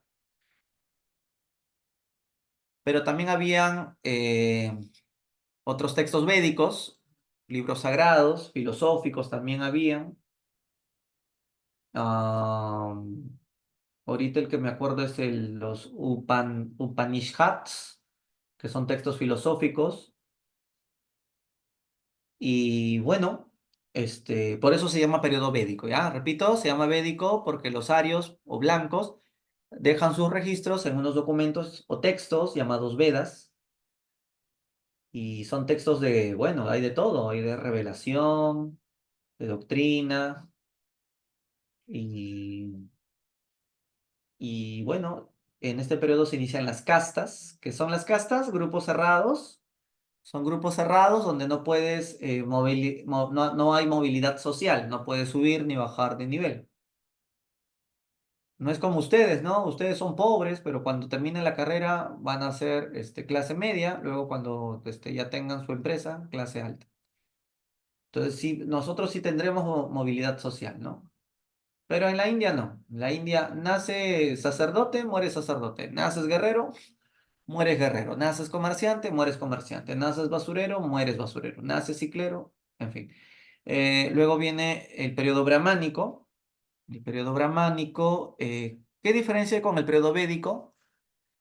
La diferencia es que en el periodo brahmánico, bueno, primero los arios siguen gobernando. Los arios blancos siguen gobernando. Pero se llama brahmánico porque los líderes Vedas, o sea, los arios Vedas, van a imponer a los sacerdotes como los gobernantes. Y los sacerdotes se llaman brahmanes. ¿Y por qué quieren que ahora los gobiernen los brahmanes, que son una clase sacerdotal? Ah, porque quieren crear una nueva religión que justifique el dominio de los blancos. O sea, ellos son politeístas, o sea, son politeístas. El detalle está en que quieren, dentro de los 3 millones de dioses, alucinante, ¿ah? Tienen 3 millones de dioses. Uno tiene que ser el dios superior que creó a los otros 2.999.999 dioses restantes. O no sé si lo dije mal la suma, pero ahí va. ¿Y quién es ese dios que, que va, del cual va a salir los demás dioses? Se llama Brahma. ¿Ya? Entonces, de Brahman salen los 800.000 millones de dioses, ¿ya? Así es, Brahma. Entonces, los sacerdotes son los brahmanes. ¿Qué significa Brahma? Sagrado, ¿no? Por eso cuando tu tío tomaba la cerveza Brahma, estaba sagrado en ese momento. Eh, entonces, ¿esto qué causó? Que se radicalicen más las castas. Que las castas se determinan por el nacimiento. Que tú heredas la casta. Y esto se hereda por la reencarnación. O sea, en tu vida pasada, tú fuiste artesano. Bueno, tú reencarnas en la misma casta de los artesanos, que serían los Vaisyas. Las castas son estas, ¿no? La más poderosa es la de, a ver, los brahmanes. Acá están, los brahmanes. Ellos son los sacerdotes. Los kshatriyas son los guerreros. Los vaisyas son los comerciantes. Los sudras son los sirvientes. ¿Hay algo peor que no tener casta? No, lo peor es no tener casta. Si no tienes casta, ¿en qué te conviertes? En un paria o un dalit, un intocable. Eso ya, barren la basura y limpian los desagües, ¿no? Porque otra cosa de chamba no les dan. Así de fea es la jerarquía hindú. Ya. Antes de hablar de Buda, los arios brahmanes son también los que van a crear el código de Manú. ¿Han escuchado sobre el código de Manú? Bueno, te cuento, ¿no? El código de Manú es como una especie de constitución, porque está lleno de leyes en la India. Los arios blancos eh, van a crear el código de Manú, donde van a oficializar las castas y las leyes, ¿no? Y también la relación que tienes que tener con la naturaleza. Por ejemplo, el código de Manú te dice qué tipo de mujer tienes que elegir como esposa. Entonces, requisitos. Chicos, hagan sus requisitos. ¿Cómo tiene que ser la mujer ideal con la que te vas a casar? Medidas, color de cabello, color de piel. Bueno, más o menos en el código de Manú te dice, la mejor mujer es aquella eh, que, que tenga hijos, porque si no puede quedar embarazada, no te cases con alguien que no pueda quedar embarazada, ¿no? Tampoco te cases con alguien que sufra de hemorroides, o sea, pobre baño. No te cases con alguien que tenga epilepsia. Ya, lo siento, Altarki, ya conocerás a alguien menos tóxica. No te cases con una mujer que sea leprosa, pues, ¿no? No te cases con una mujer que sufra de elefantitis. Elefantitis es cuando una pierna es más ancha que la otra. No te cases con una mujer que tenga el cabello rojo. No te cases con una mujer que tenga un miembro extra. Cuidado, la vida te da sorpresas. Tampoco te cases con una mujer que no tenga pelos o que sea demasiado peluda. O no, tampoco te cases con alguien que es insoportable escucharla. Su charla es, pero insoportable lo que habla. Ya, entonces, bueno, más o menos eso, ¿no? La mejor mujer tiene que ser de cuerpo bien formadito, que sea un nombre corto y agradable de pronunciar, y que cuando camine parece que caminara como un cisne, con la gracia de un cisne, ¿no? Que tenga cabellos finos, que tenga dientes pequeñitos, que tenga dulzura voluptuosa. Ya, entonces, que su nombre sea dulce, ¿no? Fácil de pronunciar. Y que cuando el marido llegue a la casa en la noche, su mujer lo reverencie como si fuera un dios. Y si la mujer se entera que el hombre le engaña con otros hombres, perdón, con otras mujeres, la mujer lo acepta, ¿no? Y permanece tranquila y sigue reverenciando a su marido, ¿no? Como si fuera Dios. Eh, Cuando el marido muere, la mujer debe de ser quemada Porque ¿para qué seguir viviendo si no vas a poder enamorarte de otro hombre nunca? Porque solo a tu hombre amaste. Entonces, la queman y se va con su hombre a la otra vida. Eh, También dice que un hombre de 30 años debe de casarse con una niña de 12. Pero si tienes 24, tiene que ser con alguien de 8. Y si el marido no puede tener hijos, la mujer lo puede lograr con algún familiar del marido. Claro, si es que el marido lo autoriza, ¿no? Por ejemplo, hermano, ayúdame a embarazar a mi esposa. Bien, cosas así, ¿no? Tiene el código de mano. Seguimos. Ya, entonces aparece Siddhartha. Siddhartha, conocido como Buda o el Iluminado, se enfrenta al brahmanismo, ¿no? Brahmanismo o hinduismo, que es el nombre formal de la religión hindú.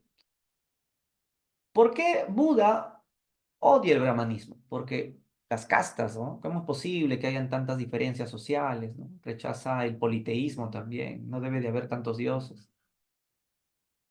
Eh, lo que pasa es que recuerda que los brahmanes creen en la reencarnación y tu cuerpo tiene que estar purificado, por eso no hay que comer vaca, porque, tu- tu- porque si tu pariente se portó bien, reencarnó en una vaca. Si tu mamá ha sido virtuosa y ya falleció, está reencarnada en una vaca, su espíritu está en una vaca. Entonces, si te comes a la vaca, te estás comiendo a tu madre, no seas malo.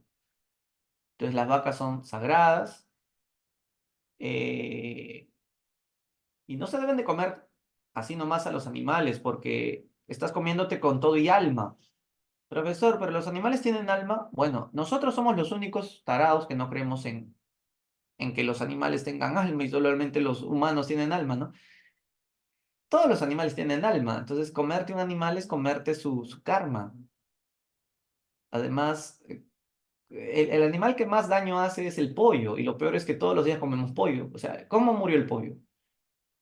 ¿Cómo lo tuvieron al pollo estresado antes de que lo sacrifiquen en el camión de pollo? Lo tenían ahí en el mercado, esperando la hora, con toda la boca del pico así lleno de sed, ¿no? Todo estresado, no magullado, ¿no? Entonces, comerte animales te hacen daño. Eh, Ahora, si te portaste mal, reencarnas en cucarachas, en gusanos. Bueno, entonces estábamos en Buda. Eh, un Maharaja es alguien que está en el poder. O sea, el máximo gobernante de la India es el rey y se llama el Maharaja o el Gran Raja. Y abajo del Gran Raja ya están los sacerdotes o brahmanes. Es la jerarquía social. Ok, el budismo entonces critica duramente las castas, critica el politeísmo y el objetivo de Buda es romper las castas. El objetivo de Buda es romper las castas, o sea, cómo hacer para no heredar la casta de mi vida pasada. La fórmula es conocer tus vidas pasadas. ¿Y cómo conoces tus vidas pasadas? A través de el yoga. Entonces, cuando lleguemos a nuestro nivel trascendental, habremos llegado a conocer el nirvana. O sea, llegar al nirvana es conocer nuestras 50 reencarnaciones anteriores, y eso se logró con Buda. Buda se encerró 40 días en una caverna, meditó, solo con agua, fruta y meditación.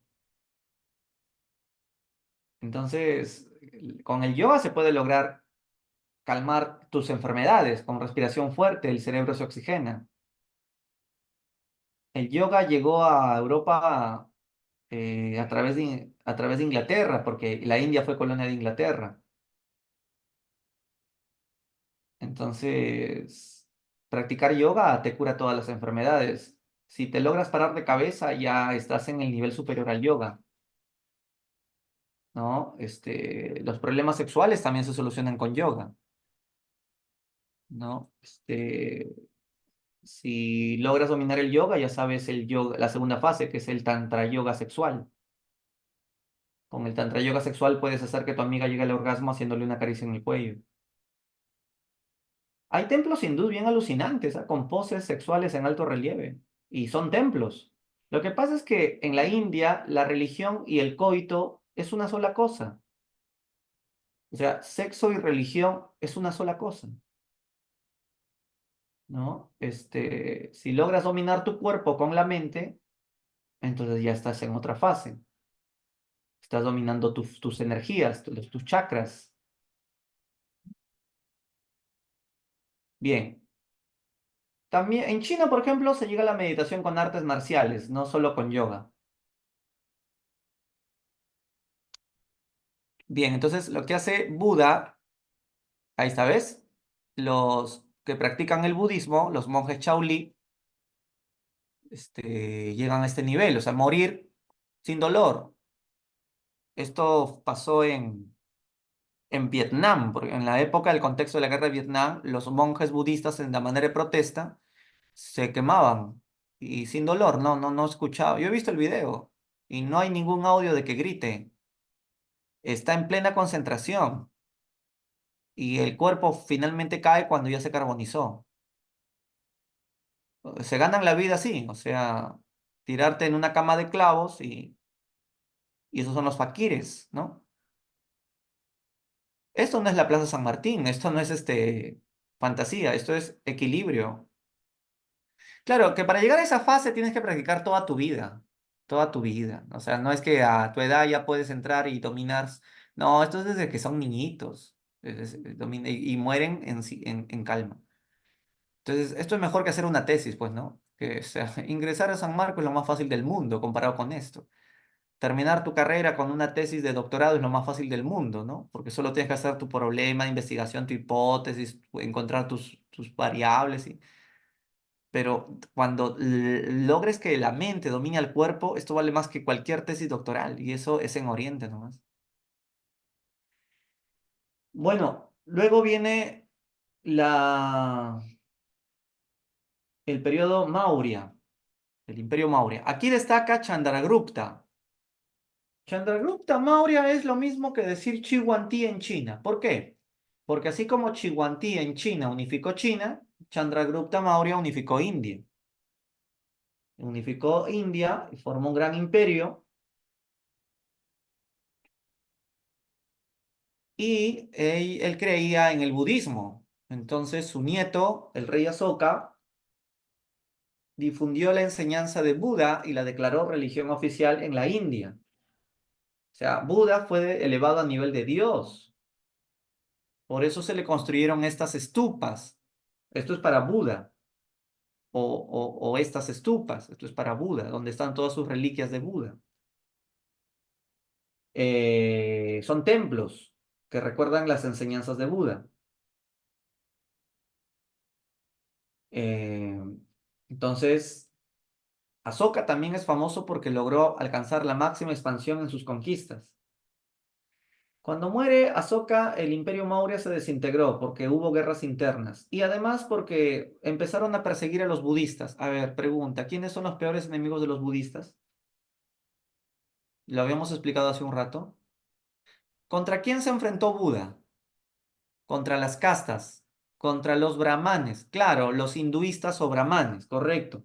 Entonces, los budistas serán perseguidos por los brahmanes y ahora eso explica el por qué los budistas a dónde tuvieron que huir. A China. Por eso encuentras en China budistas también. Huyeron por las persecuciones. Eh, Luego viene el Imperio Gupta, donde va a destacar Samudragupta, pero eso ya no es importante para el examen. Samudragupta. Samudragupta, que va a ser la segunda unificación de la India. Pero más importa la primera, ¿no? Con Chandragupta. Bien, hay bastante tolerancia al budismo, ellos también son admiradores del budismo, hasta que ya luego vienen las invasiones de los árabes y de los hunos, y luego ya en el siglo XIX los ingleses, ¿no? Hasta que la India se independiza con Mahatma Gandhi. Estos son las castas, brahmanes, sacerdotes, salieron de la cabeza del dios Brahman. Kshatriyas, guerreros, salieron de los brazos del dios Brahman. Vaisyas, comerciantes, artesanos, salieron de las piernas del dios Brahman. Los Sudras, siervos, esclavos, salieron de los pies del dios Brahman. Y no tener casta es ser un intocable o un Dalit. Bueno, agradecimientos a la India.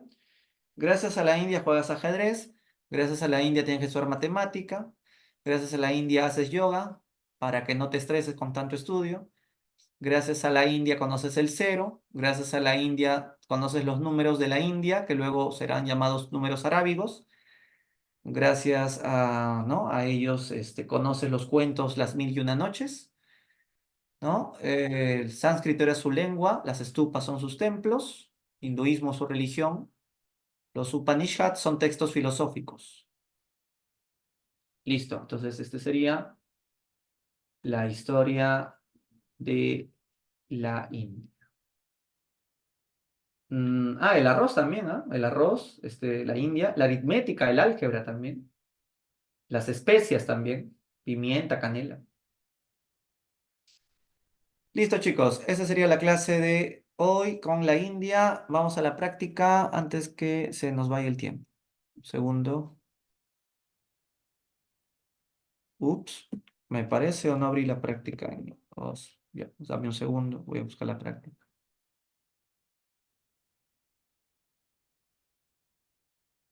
Semana 3.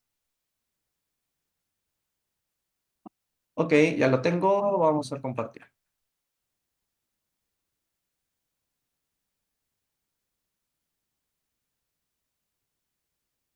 Ok, ahí lo tenemos. Podemos empezar con la pregunta número 1.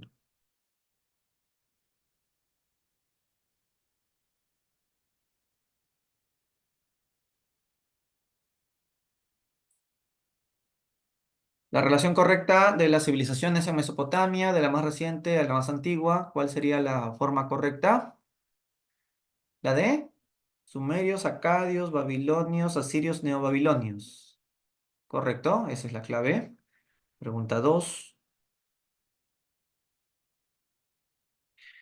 Con las campañas de Asurbanipal, el imperio asirio alcanzó su máximo apogeo, sin embargo, el régimen se caracterizó no solo por el aspecto militar, sino también aspecto cultural. Esto se comprueba con, claro, Asurbanipal hizo la famosa biblioteca de Nínive.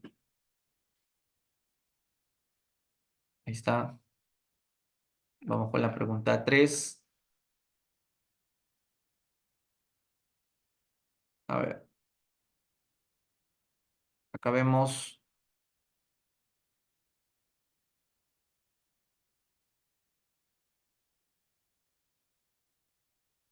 los Lamassu, también llamados los toros alados, ¿no? Los toros alados son estas esculturas que están en las puertas de los palacios y también de los templos. Se cree que estos toros alados sirven para proteger espiritualmente al templo, que no entren espíritus malignos o algo por el estilo. Entonces es para cuidar los templos y protegerlos de los malos espíritus. Sí, esa es la creencia. Nada más eso. 4.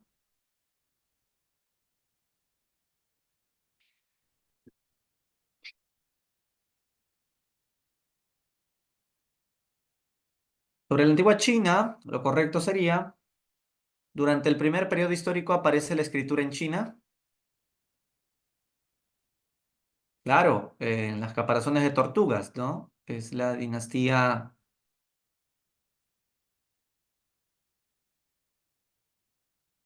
Xia, Chang, ¿no? Chang.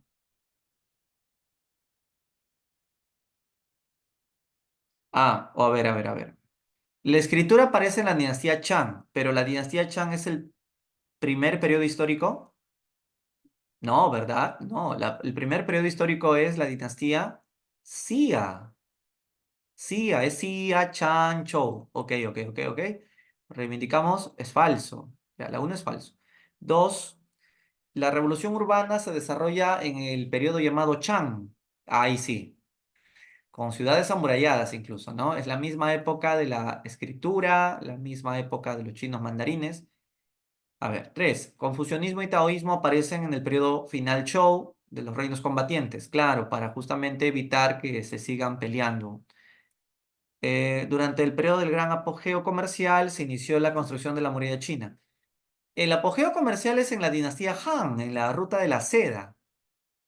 Entonces, la muralla china no se hace en el gran apogeo comercial. El apogeo comercial es dinastía Han, lo cual sería falso. Entonces, la clave sería la C. La 4, la clave sería la C.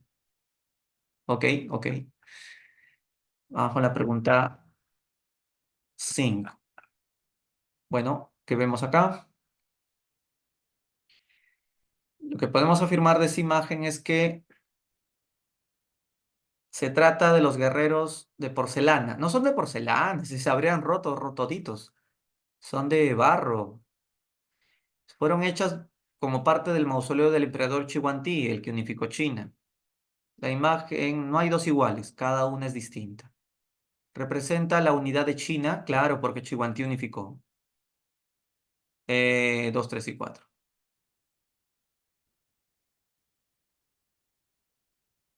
Bien, pregunta 5.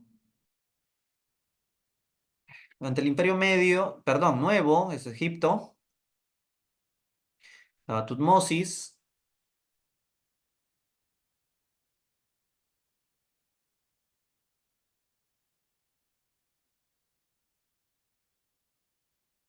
¿Cuál fue la causa de la expansión de Egipto con Tutmosis?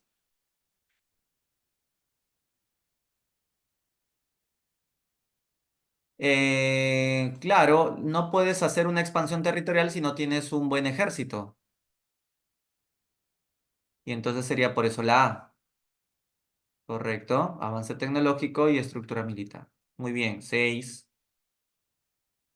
La historia del Antiguo Egipto se divide en periodos de unificación política y periodos intermedios. Menciona un evento resaltante producido durante el periodo de desarrollo del primer y segundo intermedio.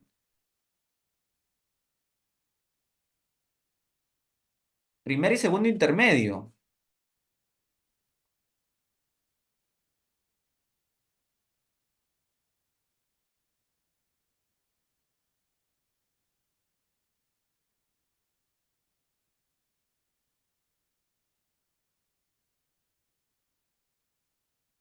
El primer intermedio es la primera crisis que se da por haber hecho muchas pirámides, los Felash, ¿no? El primer intermedio se soluciona con el periodo tebano.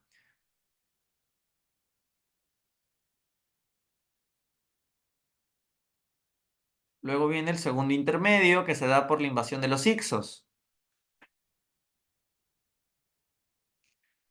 Bueno, creo que un evento ahí fue, se fusionaron los cleros Amon-Ra, estableciéndose el culto unificado auspiciado por Tebas.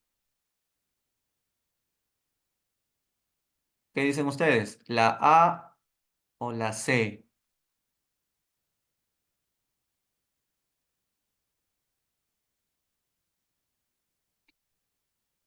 El segundo intermedio es cuando se da la invasión de los Hicsos, ¿no? Y antes de esa invasión ya se había establecido el culto de Amon-Ra. Tebas había fusionado los cleros del Alto y el Bajo Egipto. Claro, esta es la clave, la C. Porque la A sería después. Porque Akenatón es después que expulsan a los Hicsos. Correcto, correcto. Es que hubo tres crisis, ¿ah? En Egipto hubo tres crisis o tres intermedios. Repito las crisis. La primera crisis se da cuando, después del periodo menfita, construías pirámides. Segunda crisis se da por la invasión de los Hicsos. Y tercera crisis se da con las invasiones a Egipto, ¿no? Entraron los asirios, los persas, los gatos, pues, ¿te acuerdas? Grecia, Roma, y esa es una última crisis que termina pues la historia de Egipto ahí. Periodo Saíta le llaman también esta tercera crisis. Bien, 7.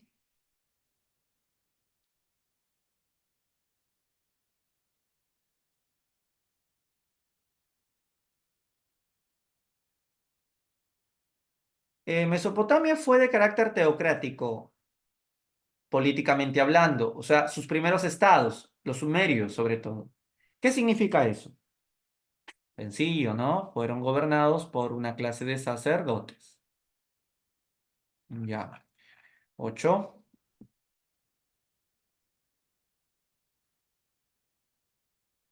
Sobre China. Durante el periodo histórico aparece la escritura en China. Perdón, me parece está repetida o no. O sí se puede. ¿Está repetido? Ah, creo que sí está repetida. Lo siento, lo siento. Ya, ya era la cena. Bueno, me 15 ahí. Seguimos acá entonces. La 9. Bueno, acá te hablan de las estupas, pero no entiendo. Ah, no. No te está hablando de las estupas. Esto de China. Ah, ya. Buddha stupas. Ah, ya. Así como en la India hubo estupas, en la China ¿qué hubo? En la China hubo pagodas. Esos son las pagodas, ¿no? Acuérdate que el primer piso es lo mismo que un chifa. Las estupas se hizo en la India para venerar a quién? Para venerar y recordar a quién. A Buda, claro, a Buda. Budismo. La India le gustó el budismo en la última etapa, ¿no? Chandragupta. A ver, ¿qué dice la 10? Esta imagen, ¿qué representa?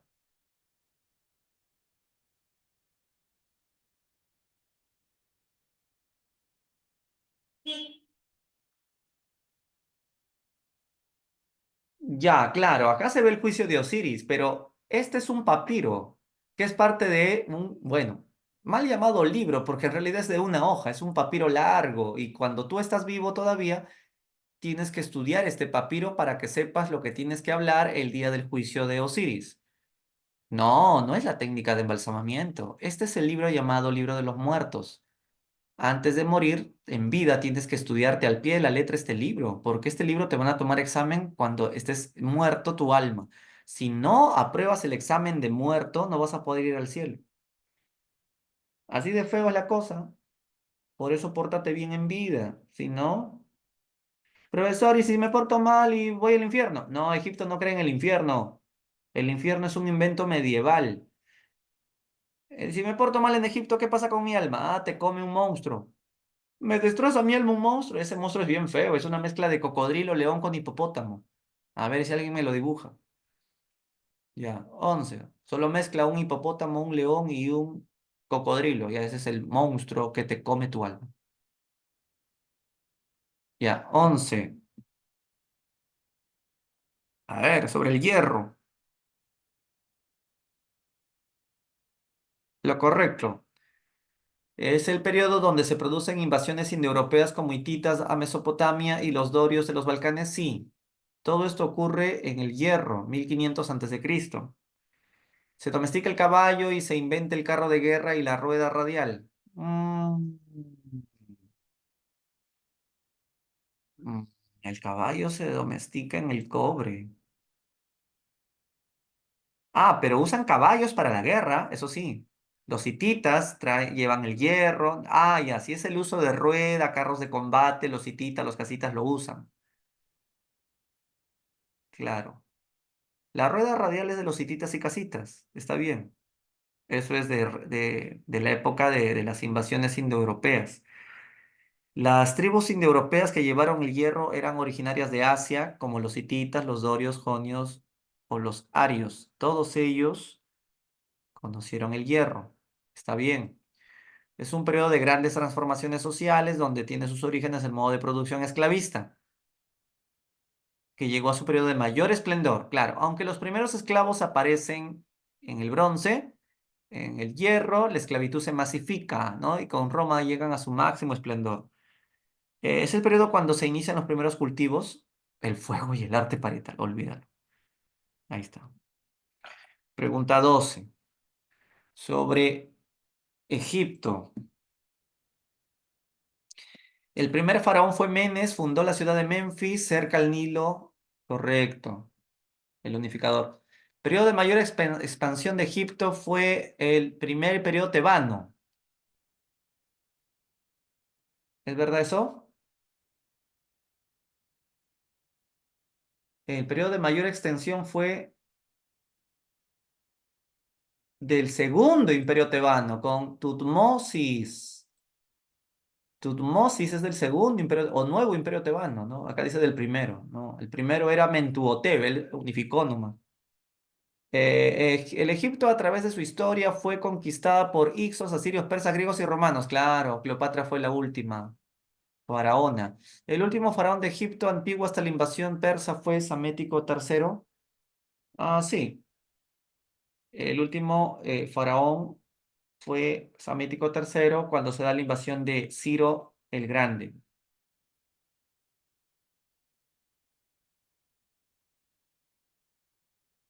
En Egipto, no, perdón, Ciro el Grande no, Cambises. Me estoy confundiendo con Mesopotamia. El persa se llamó Cambises, el que le lanzó los gatos a Egipto. En esa época el faraón era Psamético III. Cleopatra fue la última reina de Egipto, pero acá te está diciendo cuando llegan los persas, porque luego de los persas vienen los griegos y luego de los griegos vienen los romanos y cuando llegan los romanos ahí ya estaba Cleopatra. Claro, acá no te está diciendo el último rey de toda la historia de Egipto, te está diciendo el último rey cuando invaden primero los persas. Ya. En Egipto, los escribas eran los encargados de escribir, clasificar, contabilizar, copiar, bla, bla, bla, bla, bla, bla, bla, bla, bla, bla, bla, bla, bla, bla. Es correcto. Clave C. Ok, vamos con la 13. ¿Ahorita tienen clase? ¿Ahorita tienen clase? ¿O descanso?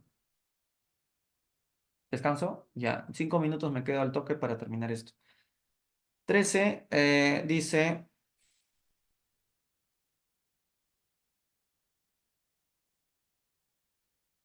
este periodo es donde hay una transición, la piedra se va dejando y entra el metal, el cobre. Ya, esta era una pregunta pasada. 14, la China, Chou, hubo filosofía. Acá está Confucio, quien acerca de la reforma social, ¿qué proponía Confucio? La educación es la base, conocimiento, sabiduría y virtud. Ya. 15, acá vemos en este mapa de Egipto la expansión. ¿Qué podemos concluir de esa expansión? Miren hasta dónde están llegando en esa expansión. No están llegando hasta los hititas, entonces no es Ramsés acá. Ramsés llegó hasta los hititas. Antes de Ramsés, ¿quién fue el que más conquistas hizo? 15 años se la pasó conquistando. Tutmosis, correcto. Este mapa es la expansión de Tutmosis durante el Imperio Nuevo. Luego ya viene Akenatón, el faraón hereje, el monoteísta. 16, la India. ¿Durante qué periodo se introdujo la nueva religión? Se imponen las castas. Ah, fácil. ¿Con quién llegan las castas? Con los arios del periodo védico. ¿Cuál es el dios? Brahma, los sacerdotes brahmanes. Muy bien, 17. El hinduismo fue politeísta.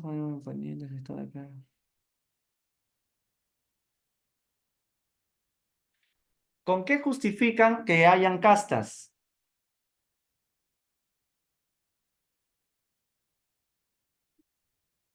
Eso depende, decíamos, de las reencarnaciones, porque así lo establece el dios Brahma.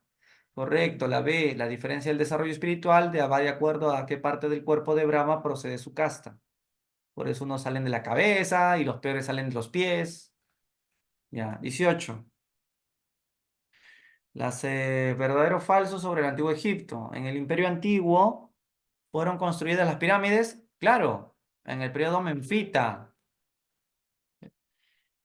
El Imperio Medio, la capital fue Tebas, lo unificó Mentuhotep, correcto, Mentuhotep, segunda unificación. En el Imperio Nuevo, la capital fue Tebas y ahí gobierna Mosis. Claro, es el reino nuevo, o el nuevo imperio tebano. Ah, ok, todas son verdad. 19. La ciencia de Mesopotamia. A Mosis, el que expulsó a los hicsos, pues Job. La ciencia en Mesopotamia se desarrolló a partir de actividades cotidianas, la necesidad de calcular la cantidad de animales y otros bienes los llevó a crear un sistema de numeración, realizar sumas, cálculos decimales, sacar un récord. Sin embargo, en ese sistema complejo, en ese sistema complejo, a ver, Mesopotamia, ¿qué es lo que desconoció? Correcto, el cero lo desconoció porque el cero recién lo usa la India y los números arábigos después. Ok, y la 20. Mesopotamia, ¿qué aportes vigentes tenemos? Hoy día se usan sigurats, no. ¿Qué agradecemos? Los agradecimientos a Mesopotamia, ¿recuerdas? El calendario solar que hoy usamos es de Egipto, porque Egipto tiene 665 días, de Mesopotamia tiene 360. Correcto, José, la división en horas, 60 minutos, 60 segundos, sistema sexagesimal. El día tiene 24 horas, también es un sistema sexagesimal. Correcto, es la C. Listo, se acabó la clase, se acabó la práctica. La próxima semana, full Grecia, así que hay que chancar Grecia. Grecia y Roma son fijas para el examen siempre, así que una semana Grecia, una semana Roma para conocer detalles de esto. Igual sigan repasando, chicos, estos temas, porque ya la próxima hacemos semana 4 y que no se acumule todos los temas, ¿sí? Listo, entonces nos vemos en la próxima semana. Cuídense y nada, que tengan provecha cena. Chao a todos.